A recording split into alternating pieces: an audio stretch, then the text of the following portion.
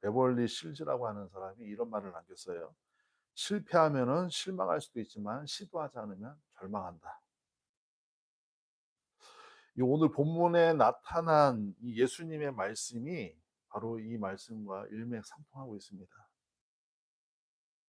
오늘 본문에서는 그러니까 실패에 대한 결과가 두려워서 아무것도 하지 않는 안전지대에 자기의 주님께서 맡기신 그 사명을 안전지대에다가 놓아 버린 그 안전지대를 선택한 종이 등장하고 그 종을 향하여서 예수님께서 문책하시는 장면이에요.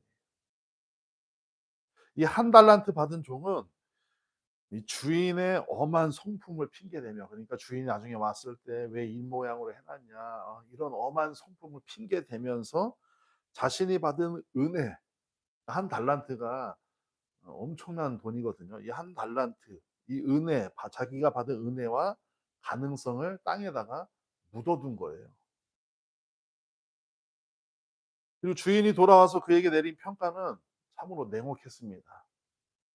오늘 본문 다시 한번 읽어 보겠습니다. 주인이 대답하여 이르되 "악하고 게으른 종아, 아무것도 하지 않고 안전지대를 선택한 종에게 악하고 게으른 종이다."라고 예수님께서 명명하십니다. 이 사람들은, 저도 마찬가지고, 누구나 다 결과에 집착할 수밖에 없습니다.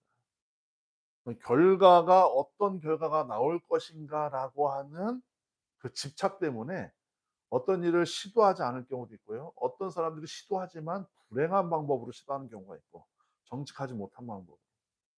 어떤 이들은 또 사람을 의지하면서 그 결과 때문에 사람의 도움만 의지하면서 시도하려고 하는 경우들이 굉장히 많다라는 거죠.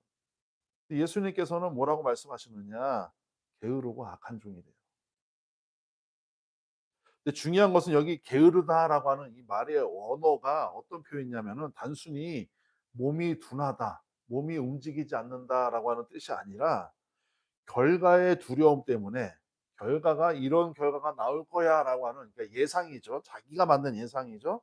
그 결과의 두려움 때문에 그거에 사로잡혀서 머뭇거리고 지체하는 발걸음을 이 원어적인 표현에서는 게으름이라고 해요. 그래서 주님은 실패가 무서워서 한 걸음도 내딛지 못하는 그 영적 무기력함에 대해서 "악하다."라고 선언하신 겁니다. "야, 차라리 은행에다가 돈을 맡기기라도 하지 그랬냐." 이 주인의 추궁, 예수님의 추궁, 믿음을 땅에다가 묻어둔다라고 하는 것이, 믿음을 그저 적당한 곳에다가 타협하고 놔둔다라고 하는 것이 얼마나 큰 죄인지를 고발하고 있다라는 거예요. 여러분, 씨를 심는 자는 실패의 위험을 각오해야 합니다.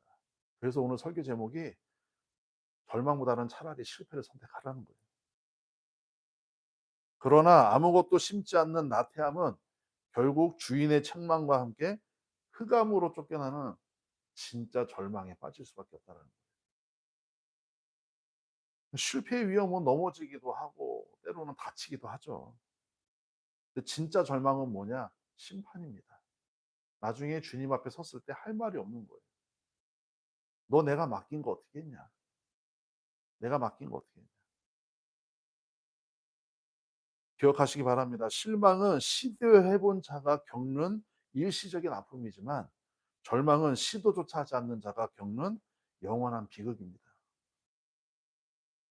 차라리 믿음으로 전진하다 넘어지는 실망을 선택하는 게, 실패를 선택하는 것이 나을 수도 있습니다. 걸어보지도 않은 영적 무력함, 무감각함, 이것이 굳어져 가지고, 그리고 그것이 자기 신앙인 것처럼 착각하는 성도들, 이거는 자기 신앙을 갉아먹는 아주 나쁜 독소 같은 것입니다.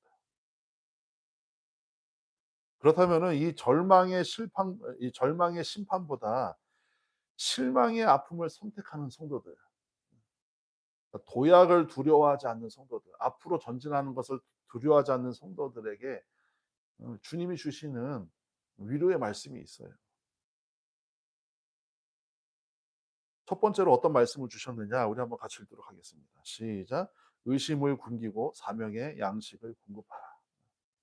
사도행전 20장 24절의 말씀이거든요. 우리 한번 같이 읽도록 하겠습니다. 시작. "내가 달려갈 길과 주 예수께 받은 사명 곧 하나님의 은혜의 복음을 증언하는 일을 마치려면은 나의 생명조차 조금도 귀한 것으로 여기지 아니하노라." 우리가 실패의 두려움을 딛고 과감하게 믿음의 발걸음을 내딛기 위해 필요한 것은 무엇이냐? 그것은 사명을 향한 흔들리지 않는 믿음이라는 거죠. 흔들리지 않는 방향성이라는 거예요. 그러니까 이 길을 가기로 했잖아요. 그러면은 가다가 보면은 좀 흔들릴 수 있고 넘어지기도 하는데 그냥 '아유 쪼금 넘어졌다고 흔들려서 이 길이 아닌가 보다. 저기로 가 보자.' 제가 군 생활할 때도 그랬거든요. 소대장 잘못 만나면은 '여기가 아닌가벼. 저길로 가. 여기가 아닌가벼.' 그러다가 밤새는 거예요, 밤새는 거.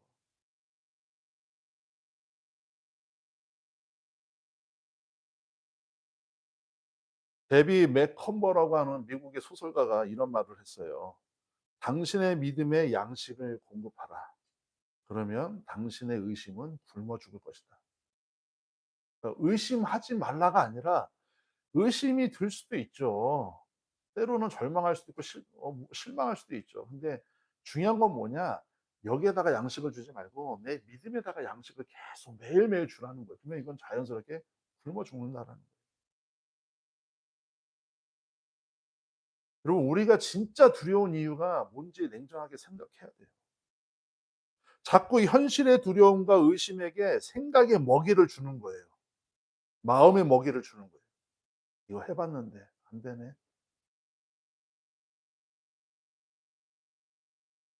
어떻게 믿음이라는 게 신앙생활이라는 게 내가 원하는 대로 한번 해 봤는데 안 됐다 그래서 포기할 수 있는 그건 신앙이 아니죠. 그냥 종교 생활을 한 거죠 잠깐.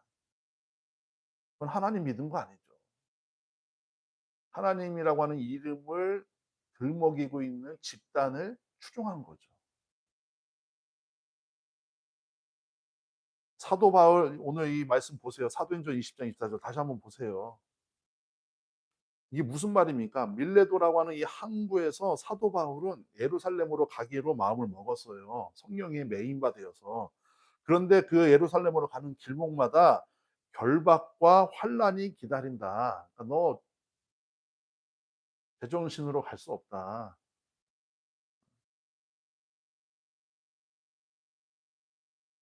근데 이 얘기를 누가 하느냐? 성령님이 하시는 거예요, 성령님이. 사도 바울을 이끌고 가셔야 되는 성령님이 경고하시는 거예요. 그냥 계속 듣고 있는 거예요. 그리고 주변 사람들도 만류하는 거고. 사도 바울이 뭐라고 합니까? "다 필요 없다. 내 생명조차 내가 달려갈 길을 위해서 귀한 것을 여기지 않겠다." 여러분 세상의 눈으로 보면은 사도 바울에게는 뻔히 보이는 절망의 트랙 비포장도로 여기 비포장도로예요, 예루살렘으로 가는 길이. 근데 사도 바울은 두려움이라는 의심에게 먹이를 주지 않은 거예요. 오직 주님께 받은 사명이라는 믿음의 양식 먹이를 주고 있는 거예요.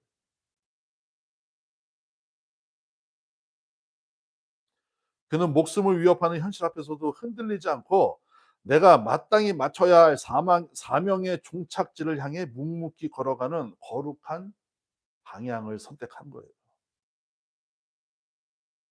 여러분 믿음은 '아 내가 지금 이렇게 좀 힘든 상태니까 이거 뭘 해도 되겠지.'라고 하는 타협점을 찾는 게 믿음이 아닙니다. 믿음은 타협점을 찾는 것이 아니라 종착점을 찾는 거예요. 여러분 제가 분명하게 말씀드렸는데 기독교는 절대로 환난이나 고난 때문에 망하는 종교가 아니에요. 성도도 절대로 환난이나 고난 때문에 망하지 않습니다. 뭐 때문에 망하느냐? 타협해서 망하는 거예요, 타협해서. 여러분 공부하는 학생들이 그 시간 내가 힘든 시간을 막 공부하면서 아파하면서 그것 때문에 여러분 점수가 안 나오는 게 아니에요. 내가 타협하고 내가 쪼금 아니라고. 이러다 보니까 점수가 안 나오는 거예요. 그래서 망하는 거예요.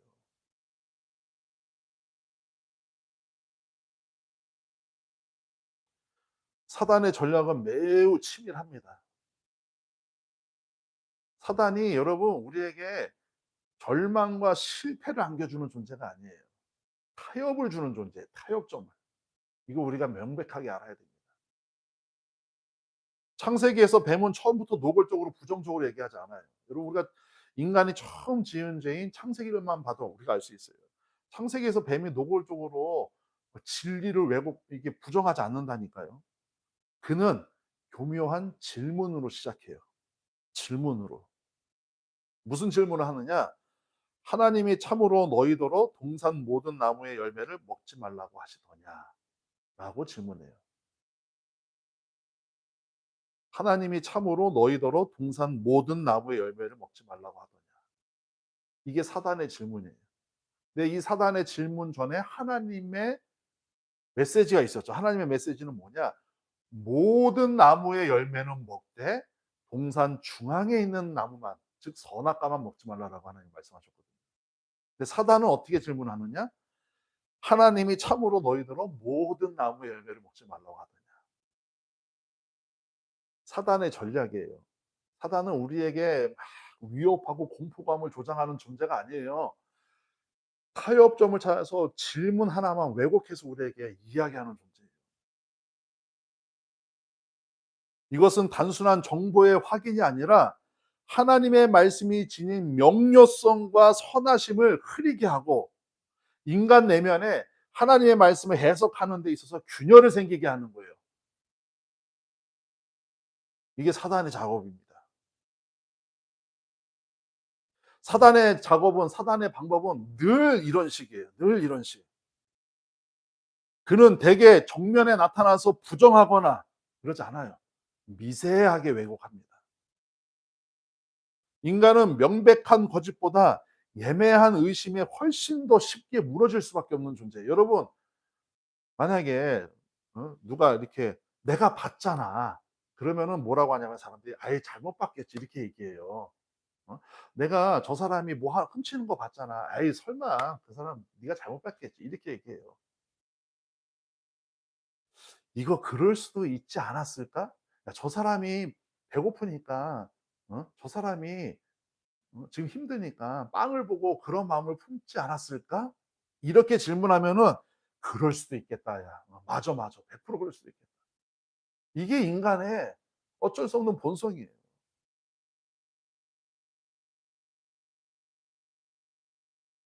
뱀은 하나님의 존재 자체를 부정하지 않았다니까요. 하나님을 인정했어요. 하나님의 권위도 인정했어요. 오히려 뱀은 하나님을 더 높여드릴 수도 있어요, 사단은. "하나님이 정말 너희를 위해서 저 말씀을 하셨을까?" 라고 하는 질문, 왜곡된 질문으로 우리의 생각과 내면에 침투하게 만들어요. 여러분 이런 시도는 단순히 창세기에만 있었던 것이 아니라 지금 살아가는 우리에게도 동일하게 나타나요. 설교하고 있는 저에게도 마찬가지입니다. 아담과 하와는 철저히 무너졌잖아요. 우리도 무너질 수밖에 없는 이 연약한 존재. 그러기 때문에 예수님이 우리는 절대적으로 예수님의 피의 공로가 아니면 그 문제에서 해결받을 수 없는 존재라는 거예요. 오늘 부족한 우리 안에 내 안에 들어와 가지고 사단이 뭐라고 하느냐 균열을 만들어요. 조장해요. 때로는 우리 가정을 통해서 자녀들을 통해서 관계를 통해서 균열을 만든다니까요. 그리고 그 균열은 하나님과 나와의 관계로 확대되게 만들어요. 그럼에도 그런 균열 속에서도 흔들리지 않고 하나님이 정하신 길, 하나님이 가라고 하신 사명의 길을 묵묵히 걸어가는 자가 최후의 승리자가 되는 겁니다. 가급적이면은 내 안의 의심과 내 안의 절망과 싸우는 일에 에너지를 낭비하지 마시기 바랍니다. 대신 우리 내면에 항상 숨을 쉬고 계신 주님의 호흡과 숨결과 말씀에 더 집중해야 돼요. 그럴 때일수록. 그렇게 말씀에 집중하기 시작할 때 그렇게 하나님의 호흡과 숨결에 집중하기 시작할 때 서서히 자기가 차지했던 이 의심이 차지했던 사단의 전략이 차지했던 이 공간이 배고파서 굶어 죽게 되고 여러분의 이 믿음의 밀도는 높아지면서 바울처럼 어떤 위협 속에서도 '나는 오늘 이 길을 간다.'라고 분명히 말할 수 있는 거예요. 여러분 절대로 믿음은 일회적인 게 아닙니다. 일시적인 게 아니에요. 구원은 믿음의 고백을 통해서 그 사건을 통해서 구원받지만 우리가 삶으로 이겨내는 믿음 생활이라고 하는 거, 신앙 생활이라고 하는 거는 절대로 일시적이거나 일회성이 아니에요. 매일매일 쌓여가는 겁니다. 그래서 하나님은 우리의 화려한 수식어, 우리의 화려한 고백 따위에 관심 없으세요. 내가 오늘 무엇에 집중하고 있고 무엇에 성실하고 있는지에 관심이 있으신 거예요. 죽음의 위협을 이길 단 한 방의 어떤 필살기 같은 믿음? 그거 원하는 게 아닙니다. 매일 내 삶 속에서 채워지고 있는 성실한 믿음의 태도들, 걸음들을 하나님은 박수치면서 춤추면서 바라보고 계시는 거예요. 이런 사람들은 두 번째로 어떤 특징이 나타나느냐 우리 같이 읽도록 하겠습니다. 시작. 내 속의 모든 것으로 찬양하게 됩니다. 다시 이야기하면 내 속의 모든 것으로 예배하는 거예요. 시편 103편 1절의 말씀이거든요. 우리 같이 읽도록 하겠습니다. 시작. 내 영혼아 여호와를 송축하라. 내 속에 있는 것들아 다 그의 거룩한 이름을 송축하라. 실패를 두려워하지 않는 시도, 오히려 절망과 의심을 버릴 수 있는 시도, 그래서 사명을 향해서 믿음의 밀도를 높여가는 삶은 마침내 환경을 초월한 내 전 존재로 하나님을 예배하는 예배자가 돼요. 이게 지금 다윗의 고백이거든요. 여러분 다윗의 이 고백은 파란만장한 인생의 사계를 모두 통과한 노년, 이 노인 다윗의 입술을 통해서 나온 거예요 지금. 다윗이 무슨 막 왕위에서 뭐 서슬퍼런 권세를 휘두르고 있을 때 나온 고백이 아니라 모든 과정을 다 통과하고 죽음을 문 앞에 두고 있는 다윗이, 아무것도 할 수 없는 다윗이 고백하고 있는 시예요.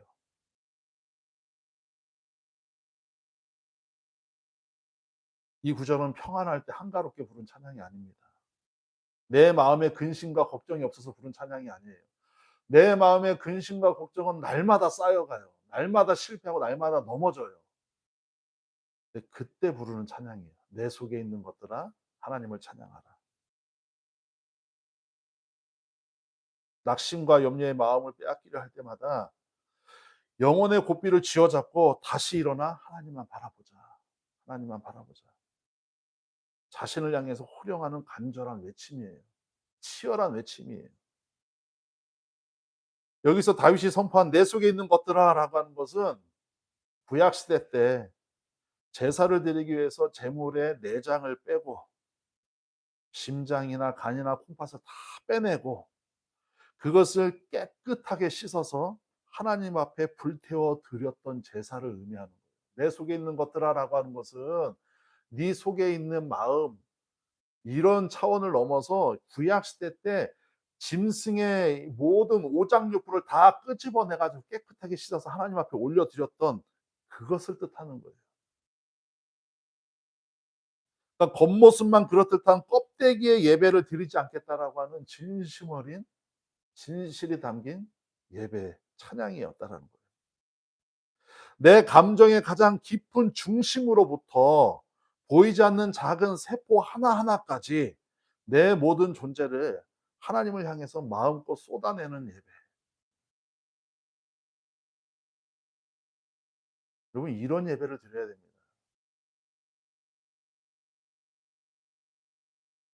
뭐가 막 충만해서 뭐가 막 응답받아서 기분 좋아서 헤헤벌레 하면서 하나님 감사합니다 하면서 드리는 예배가 아니라 내 속의 가장 깊은 곳에서부터 지금 비록 실망하고 실패하고 넘어졌을지라도 그곳에서부터 세포 하나 마디마디 하나 다 끄집어내 가지고 하나님 앞에 솔직하게 드려지는 예배를 받으신다라는 거예요. 예배는 모든 것이 넘쳐남으로 인해서 만족해서 부르는 노래가 아닙니다.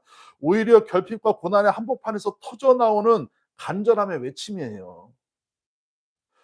만족함은 인간이 느끼는 만족함이라고 하는 것은 결국 환경을 따라서 감정에 따라서 변하지만 결핍 속에서 간절함은 내 삶 중심, 내 기쁜 중심에서 폐부에서 이 오장육부 안에서 오직 하나님 한 분밖에 없습니다라고 하는 살려달라고 하는 고백이에요.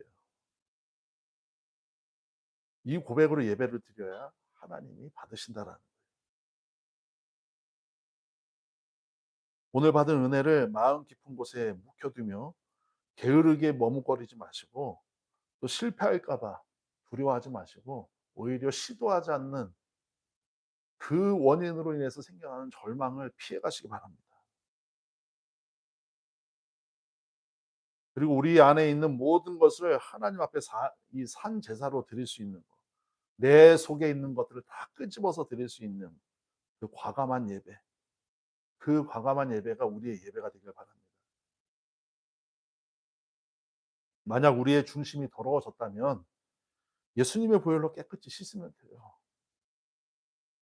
우리의 마음이 아프다면 우리 영혼의 의사이신 하나님 앞에 만져 달라고 하면 돼요.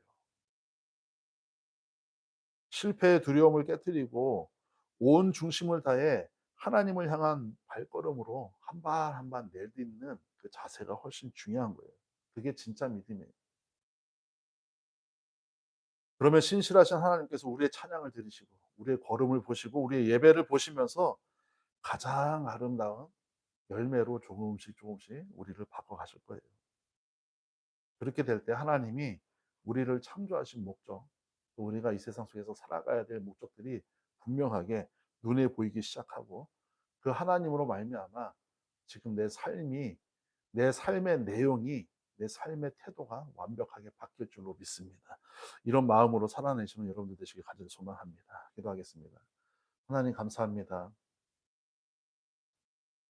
때로는 결과의 두려움 때문에, 그 실패 때문에, 실망 때문에 좌절하고 시도조차 하지 않는 게으른 종이었었던 적이 너무나도 많았음을 고백합니다. 그럼에도 불구하고 하나님께서는 여전히 우리를 바라보시고 또 우리에게 오셔서 손을 내밀어 주시고 우리보다 먼저 그 길을 걸어가시며 나를 따라오라라고 말씀하신 신실하신 하나님을 찬양하고 예배합니다. 하나님, 우리가 환경이나 만족함으로 인하여서 하나님을 인정하고 찬양하는 것이 아니라, 비록 부족하고 넘어지는 환경일지라도 하나님을 끝까지 신뢰하며 달려갈 수 있는 그냥 믿음의 사람들이 되게 하여 주셔서 하나님이 받으시는 예배, 하나님이 기뻐하시는 예배, 하나님이 춤추시는 예배를 매일매일 삶 속에서 드릴 수 있는 귀한 성도들이 될 수 있도록 인도하여 주시옵소서. 오늘도 함께 하실 주님을 믿고 기대하며 우리 구주 예수 그리스도 존귀하신 이름으로 기도합니다. 네. 지금은 우리 주 예수 그리스도의 크신 은혜와 하나님 아버지의 무한하시고 극진하신 사랑하심과 성령님의 감화 감동 역사 내주 충만 교통하심이 오늘도 함께 예배하며 또 함께 하나님의 뜻을 쫓아가며 또 하나님의 길을 묵묵히 걸어가길 원하는 당신의 사랑하는 남종과 여종들 머리 위에 저들의 가정과 일터와 자녀와 건강과 물질과 그 모든 삶의 걸음걸음 위에 이제로부터 영원토록 함께하여 주시기를 간절히 축원하옵나이다. 네.